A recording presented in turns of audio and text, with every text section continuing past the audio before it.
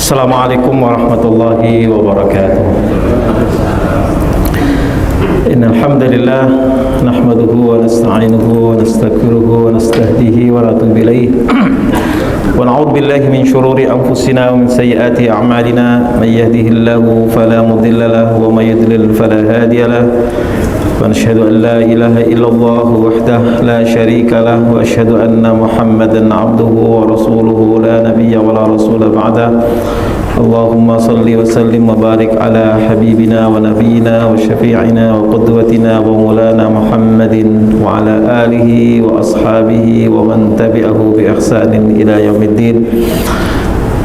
Amma ba'd, jemaah sekalian yang mudah-mudahan senantiasa dirahmati dan dimuliakan Allah Subhanahu wa taala. Puji syukur alhamdulillah pagi hari ini Allah bangunkan kita kembali untuk melanjutkan aktivitas kita, diawali dengan salat subuh berjamaah.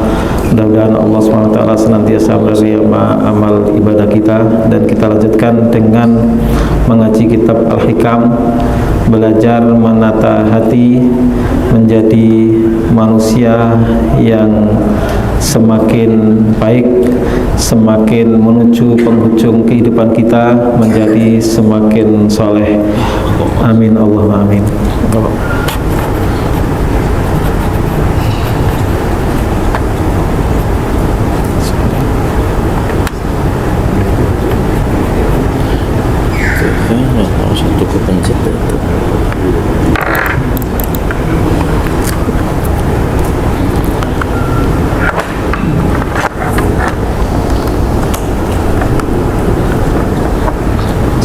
Jangan-jangan di sana bisa.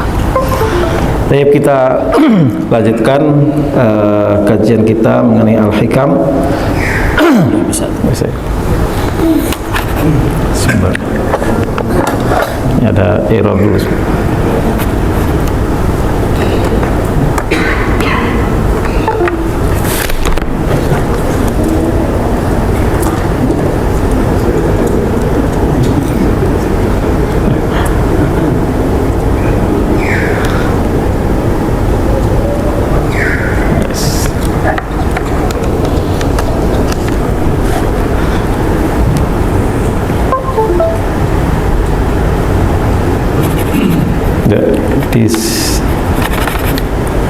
Tidak munculkan.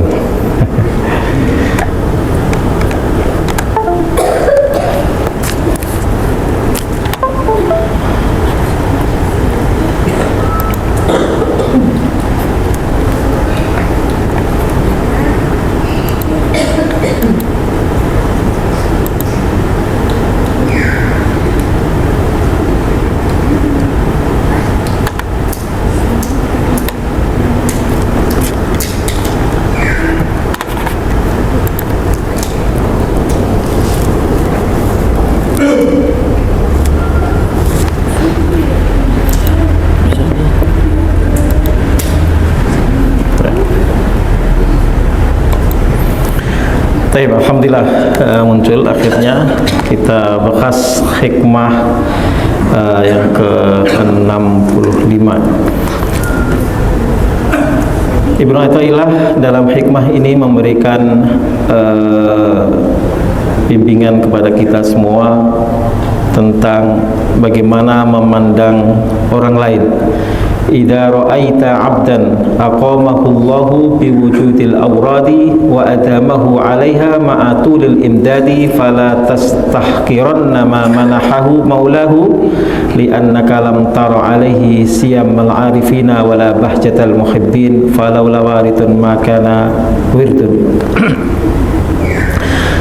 Jika engkau melihat ada hamba Allah yang Allah tempatkan dalam posisi menjalankan berbagai macam wirid. Ya, yang dimaksud dengan wirid ini bukan sekedar wirid yang kita fahami dengan baca tasbih tahmid, tapi melakukan berbagai bentuk amal kebaikan. Ya, itu istilah disebut wirid itu karena dia melakukannya secara rutin, ya. Tapi aurat itu artinya adalah amalan-amalan, ya, bisa berupa ucapan, zikir, itu bisa juga dalam bentuk amalan-amalan yang lain yang dilakukan secara rutin. Jika engkau melihat seorang hamba Allah ditempatkan dalam posisi selalu menjalankan berbagai wirid dan terus melanggengkannya, sementara ia pun mendapatkan karunia ma'a tulil imdad, ya. Jadi dalam hidup ini kadang ada orang yang tampaknya susah, ya, orang soleh, orang baik, banyak beribadah, tapi secara lahiriah hidupnya susah, ya. Atau paling mudah itu dilihat dari aspek ekonominya. Biasanya secara umum orang melihat bahagia susahnya seseorang itu adalah dari aspek ekonominya, dan itu sudah disampaikan oleh Rasulullah ketika bakal manusia, ya, masih ada di dalam kandungannya, maka Allah perintahkan malaikat bikat bi rizkihi, ya, untuk menulis rizkinya, ya. Jadi ada orang yang soleh, orang baik, tapi hidupnya secara ekonomi melarat, gampangnya begitu. Bahkan ada yang haji aja gak sempat, kayak Imam Nawawi, Ibnu Hazm kalau salah, itu haji aja gak sempat, tapi menulis kitab tentang haji detail sekali. Tapi karena keadaan tertentu sampai untuk menunaikan ibadah haji saja nggak mampu, ya, karena syaratnya adalah man istata'a ilaihi sabila, siapa yang mampu menempuh perjalanannya. Ada yang sampai jual-jual barang-barangnya, seperti Imam Ahmad bin Hanbal, ya, itu orang miskin, ya. Tapi ada juga yang kaya sekali seperti Imam Abu Hanifah. Di antara imam 4 itu yang kaya sekali adalah Imam Abu Hanifah, Nu'man bin Sabit. Itu kaya sekali, dia saudakar, dia pedagang. Bapaknya juga adalah seorang saudakar yang pernah didoakan oleh Sayyidina Ali agar kelak memiliki anak yang luar biasa. Lahirlah Imam Abu Hanifah. Baik, kadang kita melihat dari aspek-aspek lahiriahnya, ya. Nah, ada orang yang memiliki banyak amal soleh, kemudian dia mendapatkan karunia dari Allah Subhanahu wa Ta'ala dengan ma'atulil imdad, terus Allah kasih anugerah, ya, kasih kemudahan hidup dan seterusnya, ya. Fala tastakiran nama manahahu maulahu, maka jangan sekali-kali engkau remehkan apa yang dianugerahkan oleh maulahu, oleh Allah Subhanahu wa Ta'ala, ya. Nah, pada beberapa kesempatan sebelumnya ada kisah yang mungkin kita masih ingat, bagaimana seorang wali, ya, tapi kaya raya seperti raja yang punya apa-apa, sementara ada orang yang tampaknya dia soleh sekali, tapi kemudian kehidupannya pas-pasan, dan mendapatkan nasihat dari orang yang kaya raya ini agar sahabatnya itu jangan mikirin dunia, ya. Kamu gak habis-habisnya mikirin dunia, ya. Dunia dipikirin dia gak dapat, sementara yang waliullah ini adalah mendapatkan segala-galanya tanpa pernah memikirkan urusan dunia. Sampai akhirnya sahabatnya ini yang adalah orang soleh, seorang guru, seorang ustadz, itu nangis. Dia mendapatkan nasihat dari orang yang kaya raya yang adalah sahabatnya ketika muda, ketika sama-sama mengaji, ketika katakanlah sama-sama nyantri, sama-sama kuliah, ya. Kenapa orang yang kaya ini kekayaannya hanya di tangan saja, nggak sampai ke hati, sementara orang yang pas-pasan hidupnya atau katakanlah miskin itu selalu memikirkan materi, ya. Baik, jangan sekali-kali engkau remehkan apa yang dianugerahkan oleh Allah Subhanahu wa Ta'ala itu hanya karena engkau tidak melihat di dalam dirinya ciri-ciri kaum arifin, ya. yang dimaksud dengan kaum arifin ini adalah orang-orang yang arif billah. Al-arif billah itu orang yang mengenal betul Allah Subhanahu wa taala. Maka banyak nama arifin, ada ustadz kita ya, Ahmad Arifin, ada Samsul Arifin, ada Nurul Arifin dan seterusnya ya. Arifin itu artinya orang yang arif. Tapi kalau dalam bahasa kita arif itu maknanya berbeda dengan bahasa Arab ya. Orang ini arif, bijak ya. Padahal aslinya bahasa Arab itu dari arafa ya'rifu fa huwa arifun, orang yang mengenal. Dalam konteks ini orang yang betul-betul mengenal Allah Subhanahu wa taala, bermakrifah, itu arif ya. Tapi kalau dalam bahasa kita maknanya berbeda. Maka dalam konteks kitab ini bukan arif dalam pengertian bahasa kita, arif dan bijaksana. Artinya bijak, artinya wah kamu arif sekali orangnya ya, mengerti gitu. Padahal maksudnya tidak seperti itu. Maka saya terjemahkan arifin saja supaya tidak salah tangkap kita. Kaum arifin nanti orang-orang yang betul mengenal Allah Subhanahu wa taala ya. Maka ada istilah dalam khususnya dalam kaum tasawuf itu adalah al-arif billah. Ada semacam gelaran gitu ya, al-arif billah fulan fulan, al-arif billah, orang yang makrifah kepada Allah Subhanahu wa taala, khususnya orang-orang yang mencapai derajat ihsan ya. Ihsan juga maknanya berbeda. Bekasi ini ihsan, bendara kita juga ihsan. Nah, ihsan dalam pengertian apa namanya? Di sini adalah anta'budallaha ka'annaka tarahu wa illam takun tarahu fa innahu yaraka. Engkau beribadah kepada Allah seakan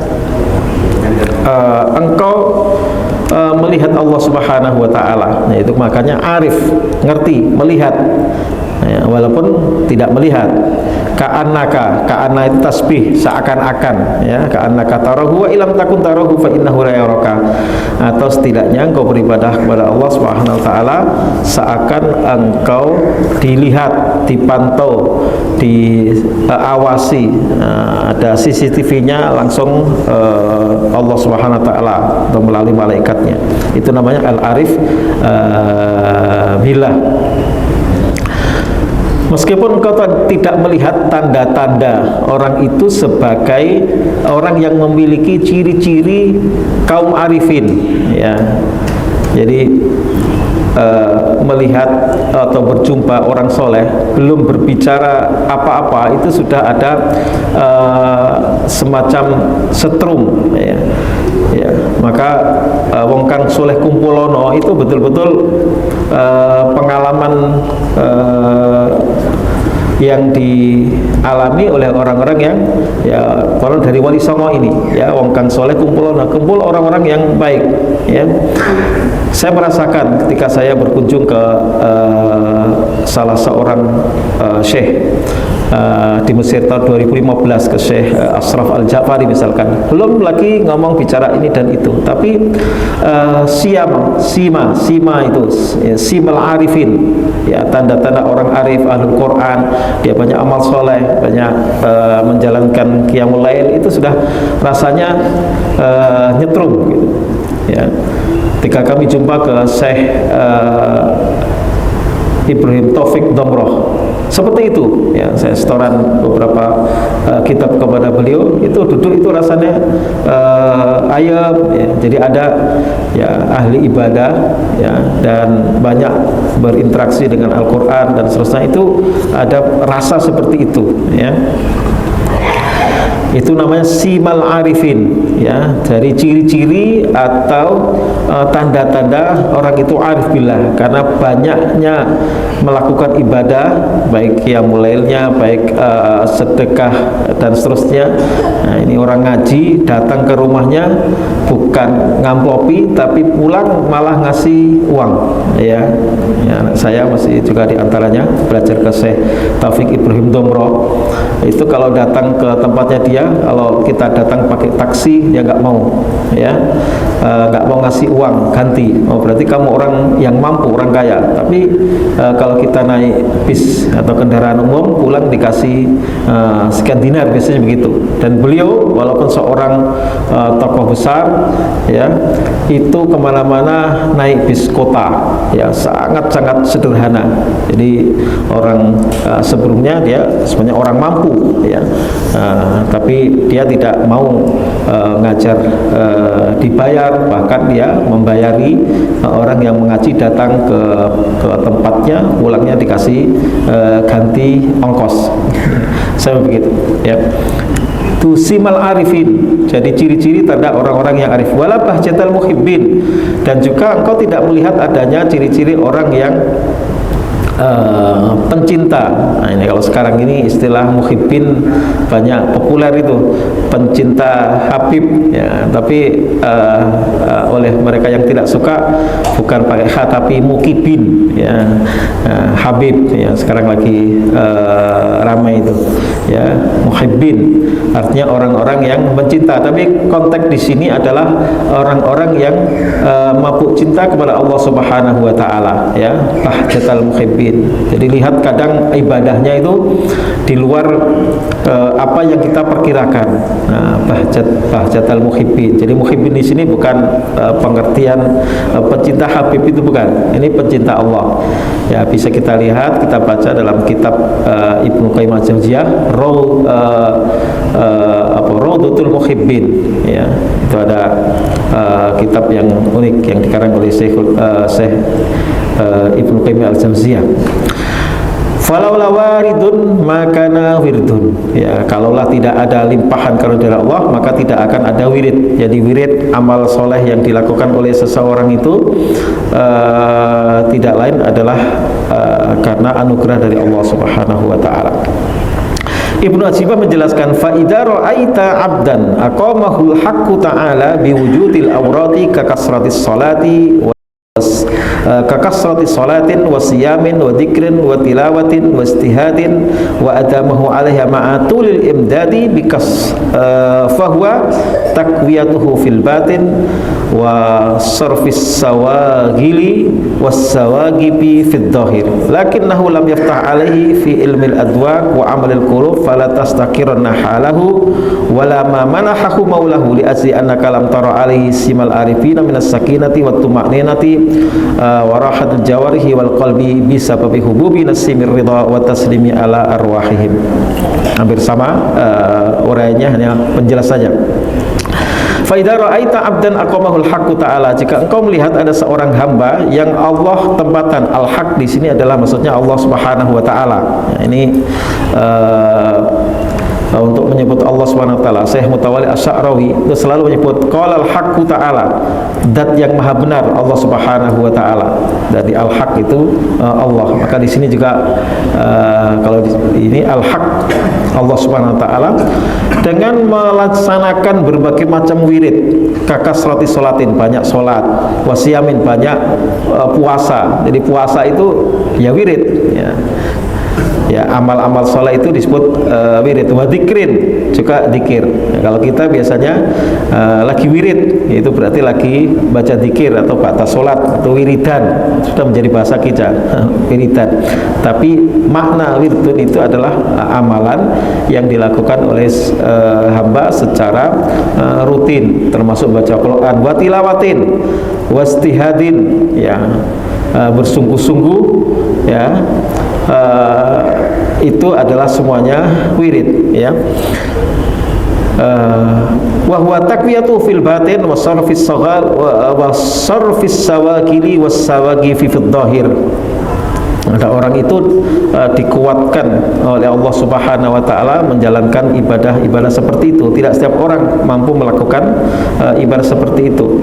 Walakin lam yuftah alaihi fi ilmi adwaq alal wa amalil qulub. Tapi orang itu kok sepertinya biasa-biasa saja. Falas tahstaqiranna halahu wa ma manahahu maulahu. Maka kau sekali-kali jangan meremehkan anugerah yang Allah berikan itu, ya. Bahkan kita iri, ada iri iri yang kita diperintahkan oleh Rasulullah. La hasada illa fisnataini. Tidak boleh ada iri kecuali dalam dua hal. Rasulun atallahul qur'ana wa yatlu ana alaihi wa ana nahar. Tidak boleh ada hasad. Ya, hasad itu dibagi dua. Ada hasad yang positif, ada hasad yang negatif. Hasad yang negatif itu adalah keinginan seseorang agar nikmat yang ada pada orang lain itu lenyap, setidaknya lenyap, atau dia lenyap dan berpindah ke tangan dia. Ya, maka kita diperintahkan oleh Allah untuk berdoa, wa min syarri hasidin idza hasad, dari orang hasad, dari kejahatan orang hasad manakala dia hasad. Ya, orang nggak suka kalau dia bahagia, orang nggak suka kalau melihat orang lain sukses. Ya. Tapi ada hasad yang di istilah lain namanya ghibthah. Ya, kita ingin seperti orang lain dalam hal kebaikan tanpa berharap kebaikan itu hilang. Maka Nabi mengatakan la hasada illa fisnataini. Tidak ada hasad yang dibenarkan kecuali dalam dua hal. Rasulun atawallahul qur'ana wa yatlu ana alaihi wa ana nahar. Orang hasad terhadap orang yang memiliki Al-Quran, dan dengan Qurannya itu dia membacanya siang dan malam. Wa rajulun atahullahu malan wa huwa yunfiqu ana al-laili wa ana an-nahar. Ya, dan juga hasad atau iri terhadap orang yang diberi anugerah rezeki oleh Allah Subhanahu wa taala, dan dengan rezeki yang dia berikan dia berderma siang dan malam. Ya, itu hasad yang dalam pengertian baik. Kenapa demikian? Karena itu adalah anugerah dari Allah Subhanahu wa taala. Allah firmankan, walaula fadlullahi 'alaikum wa rahmatuhu lattaba'tum syaitana illa qalila. Jadi itu adalah bagian dari, kalau istilah di gini, ma manahahu maulahu, bagian dari anugerah yang Allah berikan. Dan dalam berbagai ayat Al-Quran Allah mengatakan walaula fadlullahi alaikum, kalau saja bukan karena karunia dari Allah Subhanahu wa taala, wa rahmatuhu, dan juga karena rahmat yang Allah berikan, lattaba'tum syaitana illa qalila. Tentu kalian akan mengikuti rayuan setan kecuali sedikit saja. Di dalam surat An-Nisa ayat 83. Dan juga surat Al-Maidah disebutkan ayat 54, dzalika fadlullahi yu'tihi may yasha. Itu adalah karunia dari Allah, yang karunia ini Allah berikan kepada siapa saja yang Allah kehendaki. Wallahu wasi'un alim. Dan Allah Subhanahu wa taala maha luas rizkinya dan maha mengetahui. Maka kita meminta kepada Allah Subhanahu wa taala, ya, kita meminta karunia dan kemurahan, bonus dari Allah Subhanahu wa taala, fadlullah. Yang fadlullah itu yu'tihi mayasa, Allah berikan kepada siapa yang Allah kehendaki. Maka ketika membaca ayat ini, kita dalam hati berharap kiranya kita ini termasuk orang yang dikehendaki mendapatkan karunia dari Allah Subhanahu wa taala. Dzalika fadlullahi yu'tihi mayasa. Itu adalah karunia dari Allah yang Allah berikan kepada siapa yang Allah kehendaki. Ya. Hadza min fadli rabbi, kata Sulaiman alaihissalam. Hadza min fadli rabbi liyabluwani askuru am akfur. Ini kekayaan kerajaan min fadli rabbi, merupakan karunia dari Rabbku, liyabluwani, untuk mengujiku, askuru am akfuru, apakah saya bersyukur atau kufur, artinya mengingkari, tidak mengakui nikmat yang Allah berikan. Kalau Syekh Abdul Hasan radhiyallahu an menanggapi hikmah ini, Syekh Abdul Hasan As-Sadrir mengatakan, akrimil mu'minina wa in kanu usatan fasikin wa aqim alaihil hududa wahjurhum rahmatan bihim la taqadduran lahu. Akrimil mu'minina, muliakan hargai, hormati orang-orang yang beriman. Ya, wa in kanu usatan fasikin, meskipun orang-orang yang beriman itu pelaku dosa, masih banyak melakukan kemaksiatan, fasikin, suka melakukan perbuatan fasik. Kalau dia itu beriman, maka muliakanlah, ya. Jadi dibenci karena kelakuannya yang dibenci, tapi orangnya karena dia orang yang beriman, ya tetap kita cintai.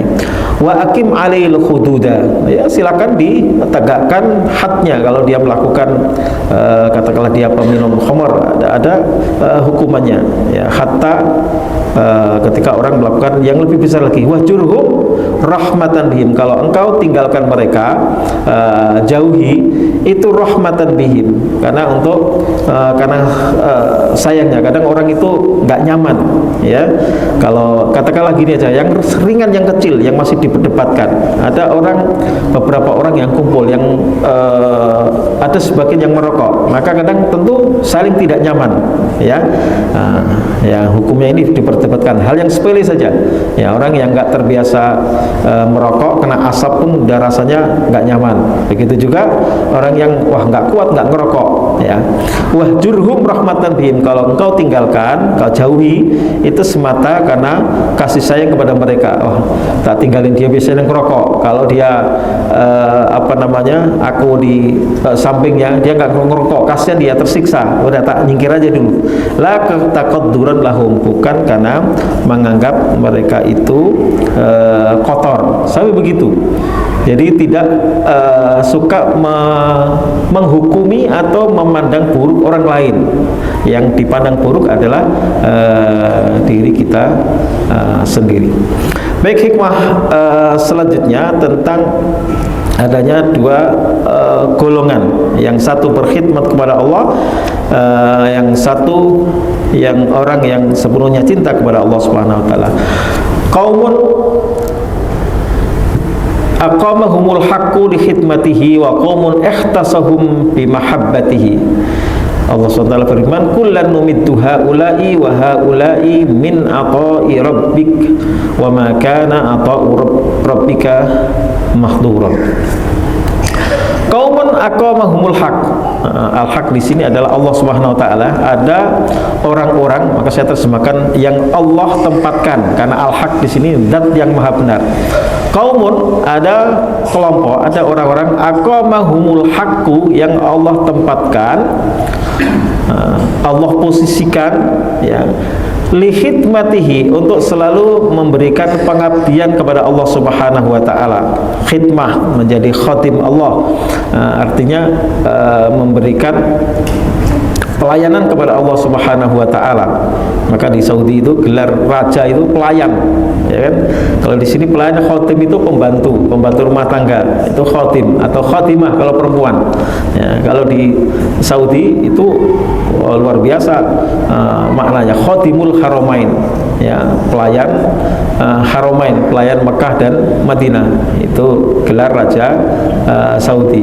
Kalau khatim di sini mungkin dipandang sebelah mata oleh kita, ya. Qaumun aqamahumul haqqu li khidmatihi, ada orang yang Allah tempatkan, ya, untuk selalu berkhidmat kepadanya. Wa qaumun ihtasahum bi mahabbati, dan ada orang yang Allah khususkan untuk mendapatkan kecintaan dari Allah Subhanahu wa taala. Jadi ini ahlul mahabbah dan ahlul khidmah, begitu para ulama membahas, ya. Kullan numittu haula, kepada masing-masing golongan, baik golongan ini maupun golongan itu, golongan pertama maupun golongan kedua, kami berikan bantuan dari kemurahan Tuhanmu. Kullan numittu haula wa haula'i min ata'i rabbik, semua adalah anugerah dari Allah Subhanahu wa taala. Wa ma kana atau rabbika mahdura, kemurahan Allah itu tidak dapat dihalangi. Saya belum menjelaskan al-ibad al-mahsusun bil inayah ala qismain, hamba-hamba yang mendapatkan inayah, bantuan dari Allah Subhanahu wa taala, itu dibagi menjadi dua. Qismun wajjahahumul haqqu li khidmatihi wa aqamaha fiha. Ada kelompok golongan yang Allah tempatkan untuk selalu berkhidmat kepada Allah, wa aqamahum fiha, Allah tempatkan di situ, ya. Di antara orang-orang yang ditempatkan oleh Allah itu ada yang ditempatkan sebagai ahli ibadah, ya, liqiyamil lail wa siyamin nahar wa humul ibad wa zuhad. Ada orang yang memang betul-betul ahli ibadah, ya. Ya. Jadi ibadahnya luar biasa, qiyamulnya nggak pernah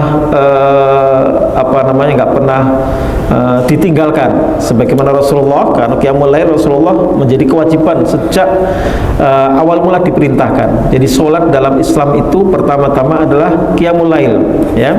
Solat yang pertama-tama diperintahkan oleh Allah itu adalah qiyamul lail dengan turunnya surat Al-Muzammil, di mana surat Al-Muzammil ini termasuk min awwali ma nazala minal Quran, termasuk ayat-ayat atau surat yang pertama-tama turun, ya. Ya ayyuhal muzammil qumil laila illa qalila.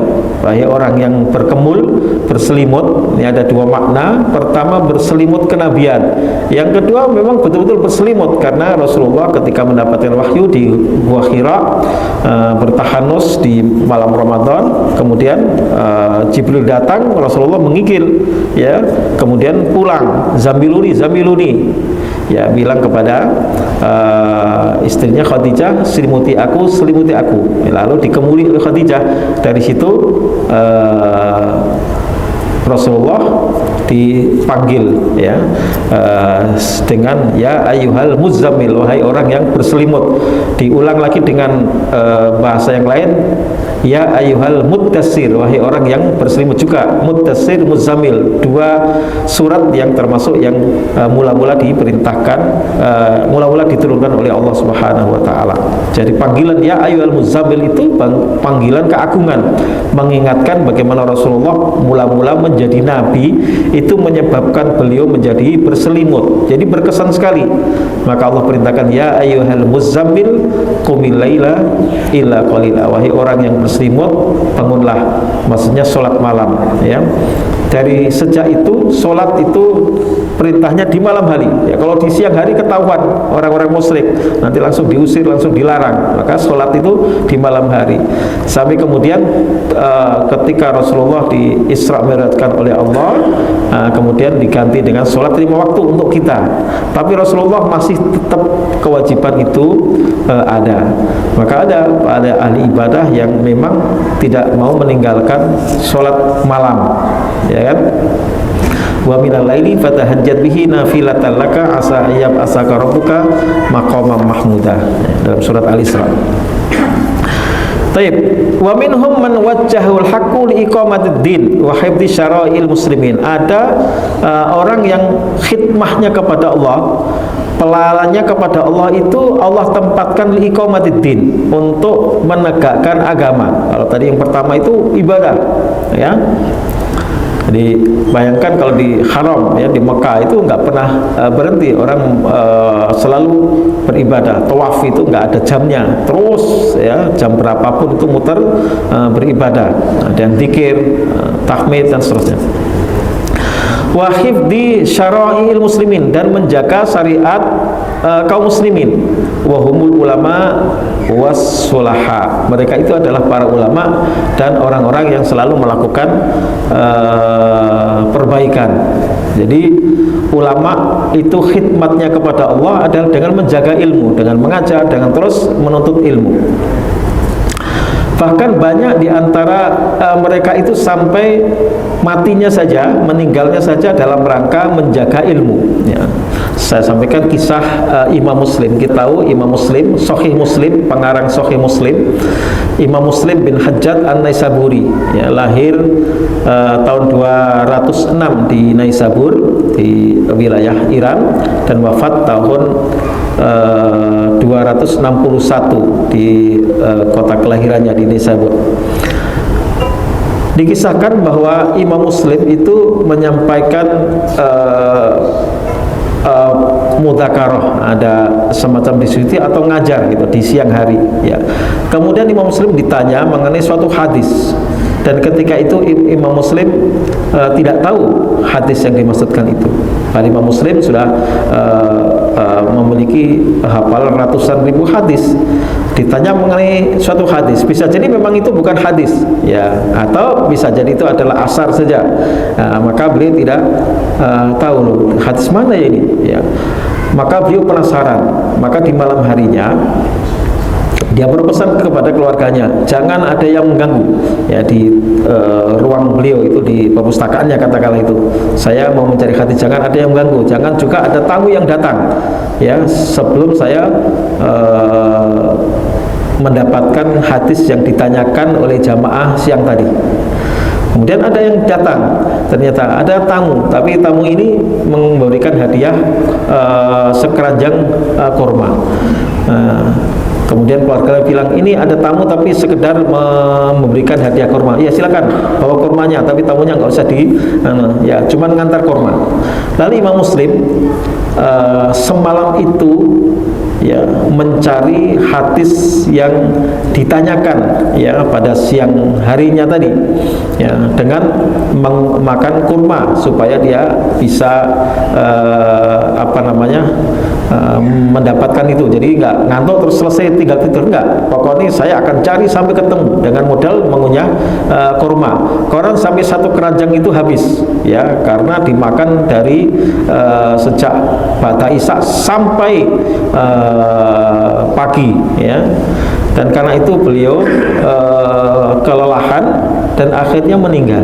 Jadi Imam Muslim itu wafatnya karena kecapean mencari hadis, ya. Kalau sekarang dari hadis klik-klik selesai. Itu kitab itu manuskrip. Jadi ya kalau perpustakaan ini masih mungkin gampang, ya. Kalau dulu catatan-catatannya itu numpuk-numpuk itu. Jadi kayak misalkan orang punya banyak barang di gudang, dicari barangnya itu sampai pagi baru ketemu, akhirnya ketemu, ya. Tapi Imam Muslim mengalami kelelahan yang luar biasa sampai akhirnya meninggal karena kelelahan. Ini ada orang yang meninggalnya karena mencari hadis. Padahal sepanjang hidupnya beliau adalah mencari hadis, menyeleksi hadis, ya.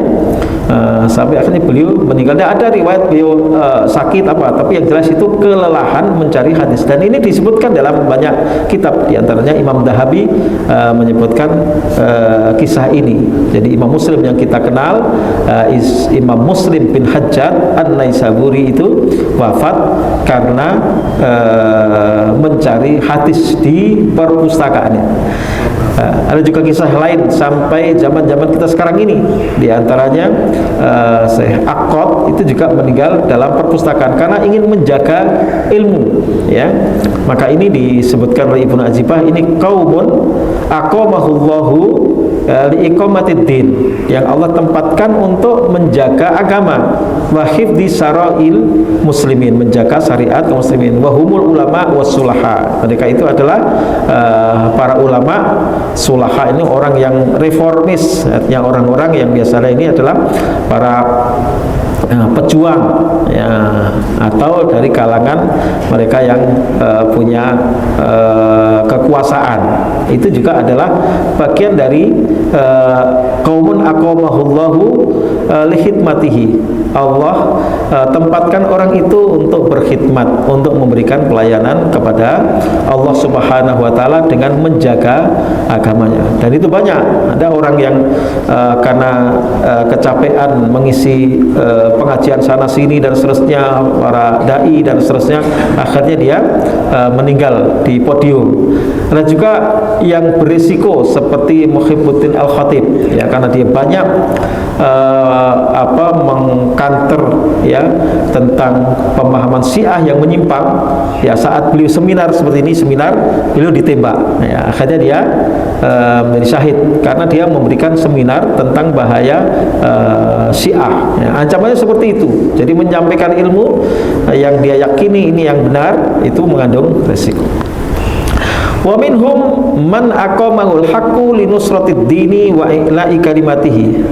Di antara kelompok yang Allah tempatkan untuk berkhidmat untuk memberikan pelayanan kepada Allah, untuk menjadi pelayan Allah itu ada yang ditempatkan linusratiddin, untuk membela agama, wa ilai kalimatihi, dan meninggikan kalimat Allah Subhanahu wa taala, wa hum al mujahiduna fi sabili rabbil alamin. Mereka itu adalah para mujahid. Allah pilihkan orang-orang Palestina, khususnya di Gaza, yang salah satu di antara pimpinannya, mudah-mudahan Allah memilih sebagai syahid, Ismail Haniyah rahimahullah, seperti itu. Dan mereka tidak takut, ya.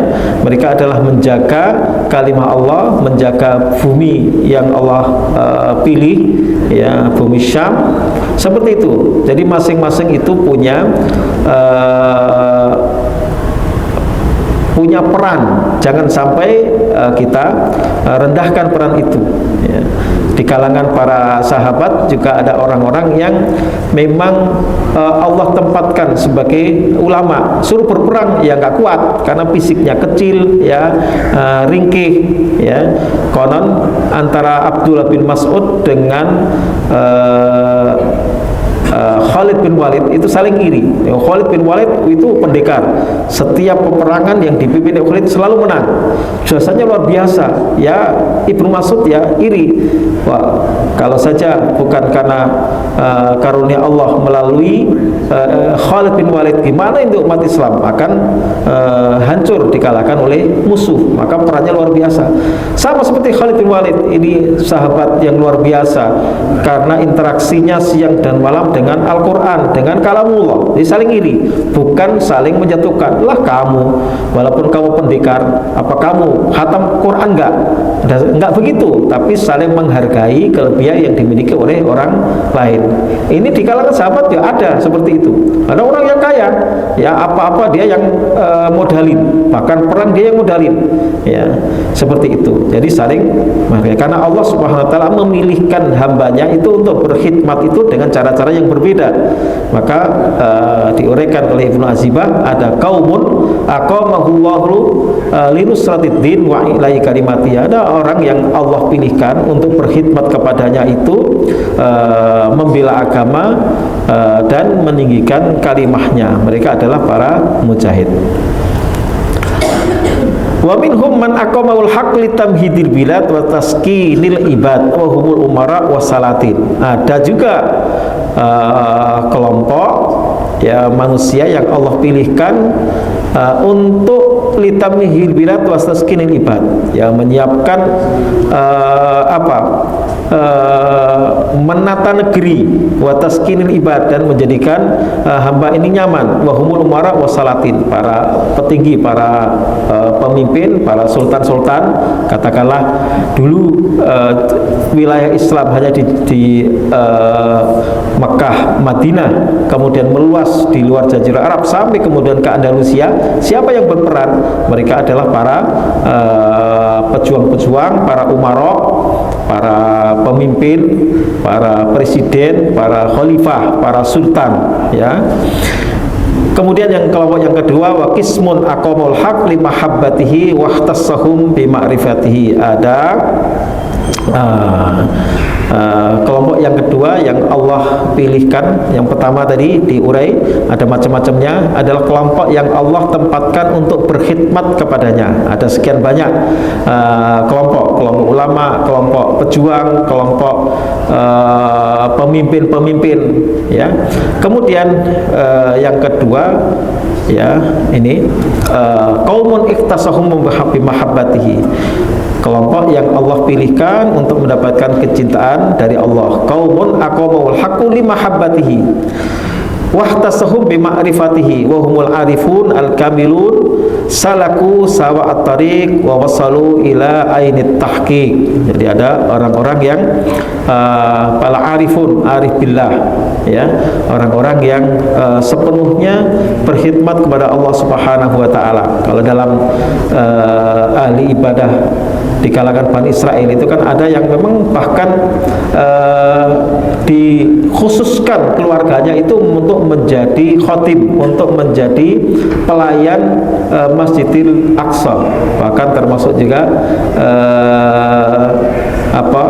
perkaatan Imran, ya, ini bernadar nanti anak saya yang lahir saya nadarkan untuk menjadi khatib, jadi menjadi penjaga yang selalu beribadah di Baitul Maqdis, di Masjidil Aqsa. Ini datartul mafibatni muharram fataqabbal minni, ya.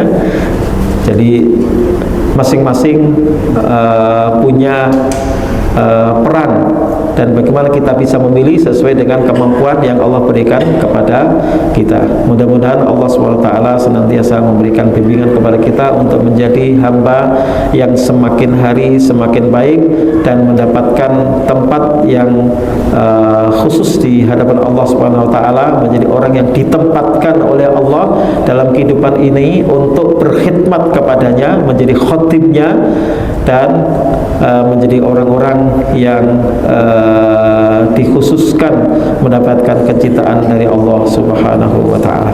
Baik, sampai sini mudah-mudahan yang sedikit ini bermanfaat. Kita tutup dengan kafaratul majlis. Subhanaka Allahumma rabbana hamdika asyhadu an la ilaha illa anta astaghfiruka wa atubu ilaik.